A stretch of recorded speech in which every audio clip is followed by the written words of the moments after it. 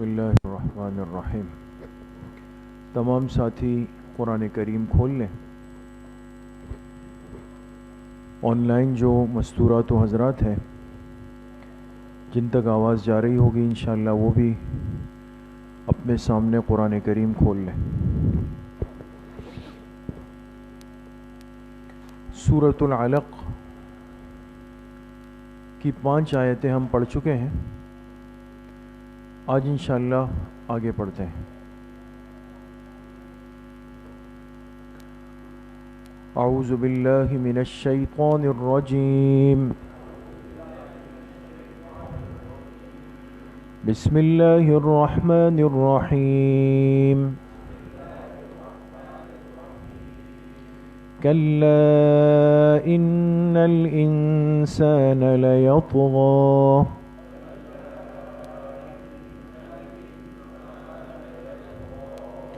ان رآہ استغنی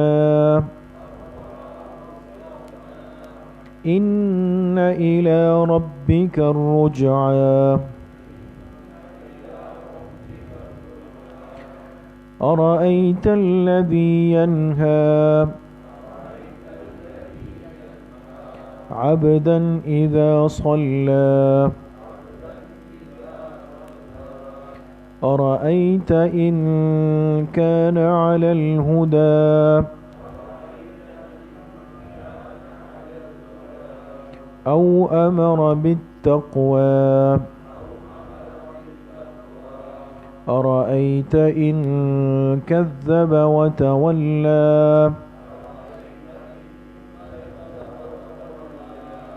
ألم يعلم بأن الله يرى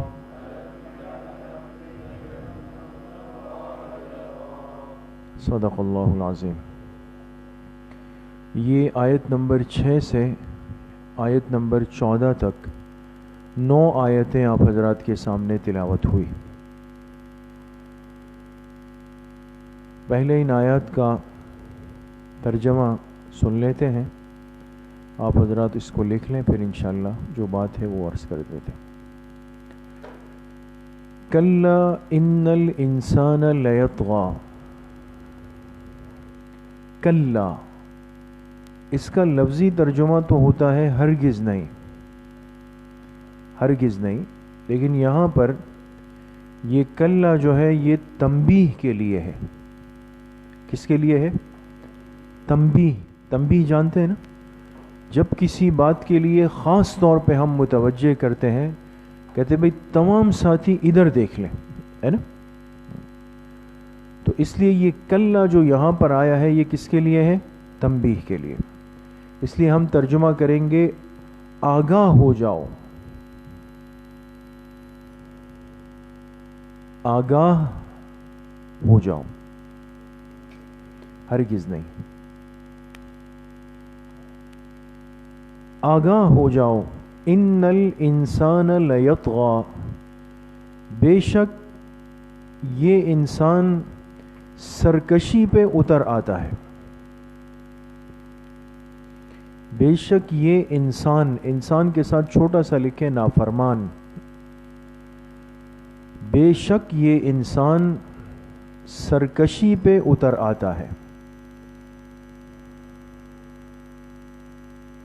لکھ لیا؟ ان رآہ استغنی، جب یہ اپنے آپ کو غنی پاتا ہے، جب یہ اپنے آپ کو غنی پاتا ہے، بریکٹ میں لکھے مالدار۔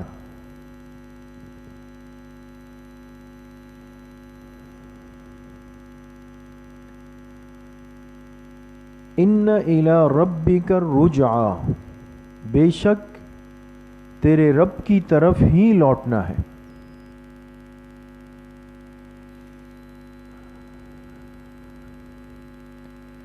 بے شک تیرے رب کی طرف ہی لوٹنا ہے۔ سمجھ میں آ گئی؟ اب یہ 3 آیتوں کا ترجمہ ہوا دوستو، 6، 7 اور 8۔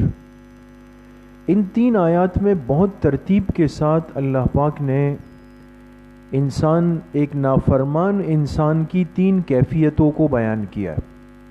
سمجھ میں آ گئی؟ اس لیے اب آپ حضرت آگے ترجمے سے پہلے ہم ان 3 آیتوں کو حل کریں گے. ٹھیک ہے؟ لکھیں، فائدے کے عنوان سے لکھ لیں، فائدہ. آیت نمبر 6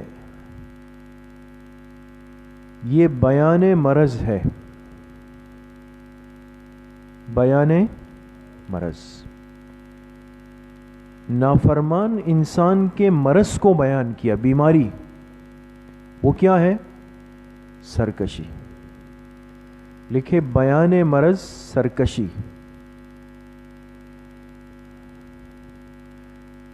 سرکشی یہ اس کا مرض ہے نافرمان کا. آیت نمبر 7 سبب مرض. آیت نمبر 7 سبب مرض. آگے کیا آئے گا جی؟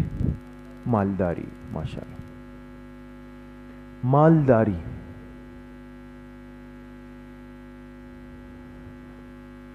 لکھ لیا؟ آیت نمبر 8 علاج مرض. آیت نمبر 8 علاج مرض. فکر آخرت. نئی کتاب ہے،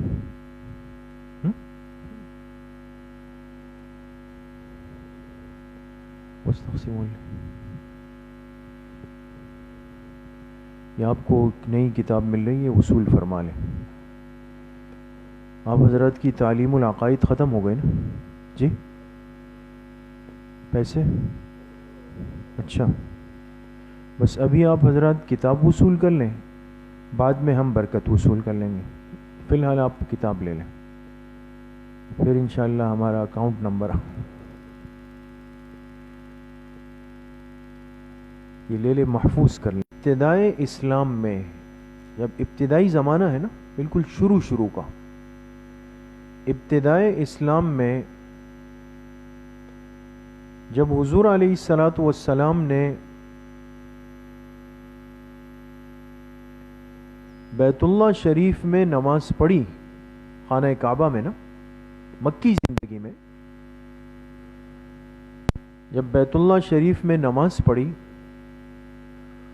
تو ابو جہل نے آپ کو دھمکی دی کہ اگر آئندہ آپ نے بیت اللہ میں نماز پڑھنے کی کوشش کی تو پھر ہم آپ کو سخت سزا دیں گے. اب شروع کا وقت ہے، افراد بھی کم تھے،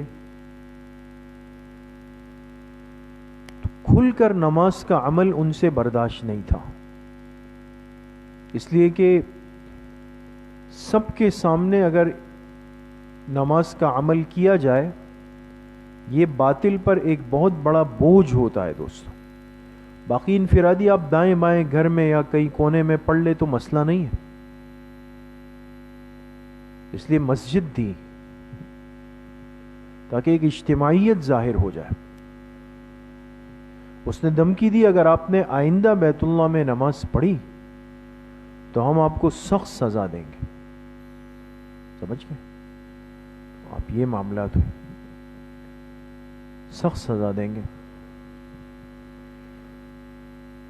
اس پر رد کرنے کے لیے اللہ پاک نے یہ آیات اتاری. کس پر رد کرنے کے لیے؟ ابو جہل پہ رد کرنے کے لیے. اب دیکھیں ترجمہ. ارأیت الذی ینہا، کیا آپ نے دیکھا اس شخص کو جو کہ روکتا ہے؟ کیا آپ نے دیکھا اس شخص کو ینہا جو کیا کرتا ہے؟ روکتا ہے.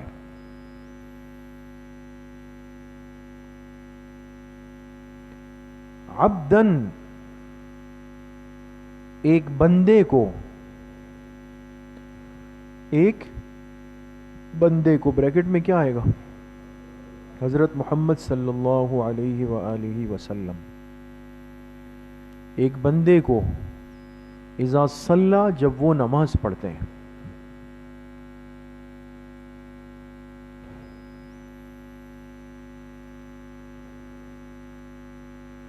سمجھ میں آ گئے؟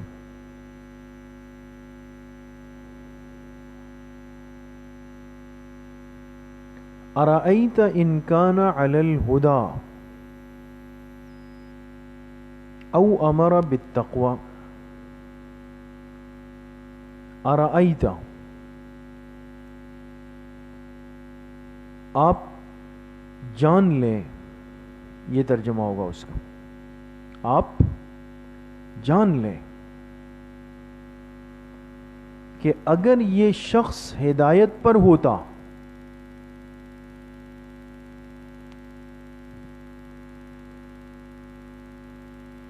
اگر یہ شخص ہدایت پر ہوتا، او امر بالتقوی، یا یہ تقوی کی ترغیب دیتا،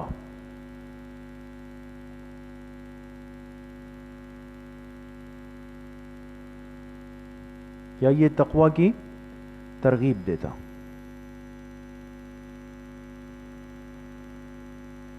آگے بریکٹ میں لکھیں تو اس کے حق میں زیادہ بہتر تھا،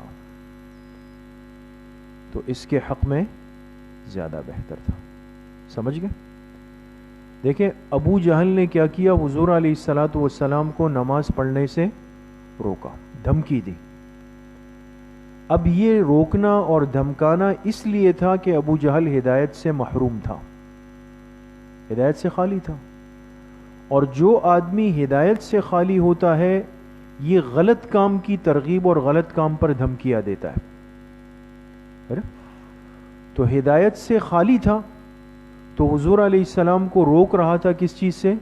نماز سے، اور اس کے پڑھنے پر دھمکی دے رہا تھا. اب غور کریں تو اللہ تعالیٰ نے فرمایا کہ اگر بجائے اس کے یہ ابو جہل کس پر ہوتا؟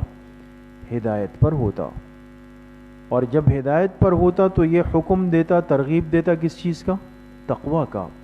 تو یہ صورت اس کے حق میں کیا تھی؟ زیادہ بہتر تھی. سمجھ میں آ گئی؟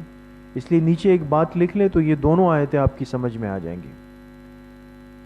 آیت نمبر 11 اور 12 کا خلاصہ یہ ہے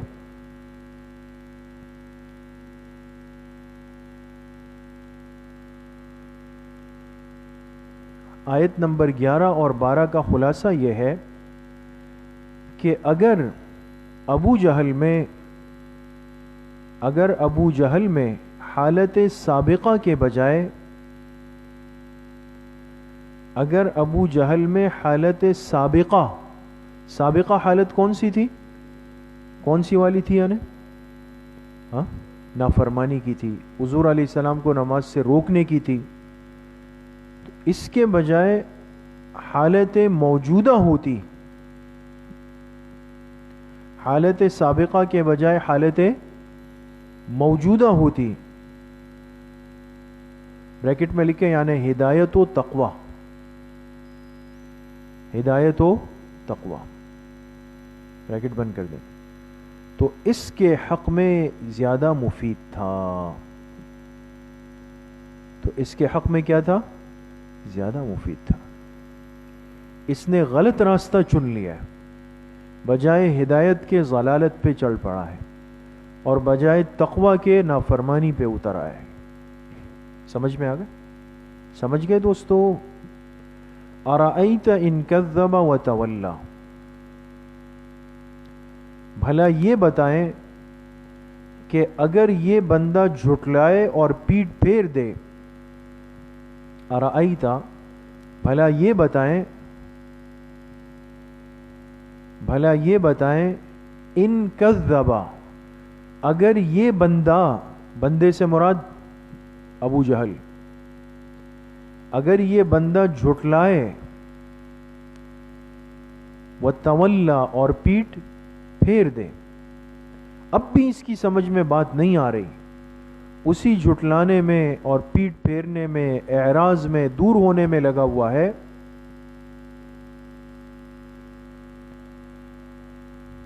پیٹ پھیر دے. الم یعلم، تو کیا یہ نہیں جانتا، بِأَنَّ اللَّهَ یَرَا، کہ بے شک اللہ تعالیٰ دیکھ رہے ہیں. کیا یہ نہیں جانتا کہ بے شک اللہ تعالی دیکھ رہے؟ تو جس آدمی کو پتہ ہو، مثال کے طور پہ یہ اساتذہ پڑھاتے ہیں نا، قاری صاحبان، تو بچے انتظار میں ہوتے ہیں قاری صاحب کب وضو کے لیے جائیں گے، ہے نا؟ تو قاری صاحب وضو کے لیے گئے، طلبہ کو یہ 5 7 8 منٹ مل جاتے ہیں تھوڑا سا تفریح کے لیے آپس میں، لیکن قاری صاحب بعض دفعہ تیز ہوتے ہیں، وہاں خاموشی سے دیکھ رہے ہوتے ہیں۔ تو اگر کسی بچے کی نظر پڑ گئی کہ قاری صاحب گئے نہیں ہیں، دیکھ رہے ہیں، تو یہ ہلے گا اپنی جگہ سے؟ نہیں ہلے گا۔ تو اگر اللہ کی رؤیت کا علم ہے اور وہ یقینی ہے کہ اللہ پاک ہمیں دیکھ رہے ہیں، تو اس کے باوجود پھر یہ کذب، یہ جھٹلانا اور یہ اعراض کیوں ہو رہا ہے؟ پھر سمجھ میں آ گیا؟ معلوم ہوا کہ یقین کی بہت بڑی کمزوری ہو گئی ہے اندر۔ وآخر دعوانا ان الحمد للہ رب العالمین۔ السلام علیکم ورحمۃ اللہ۔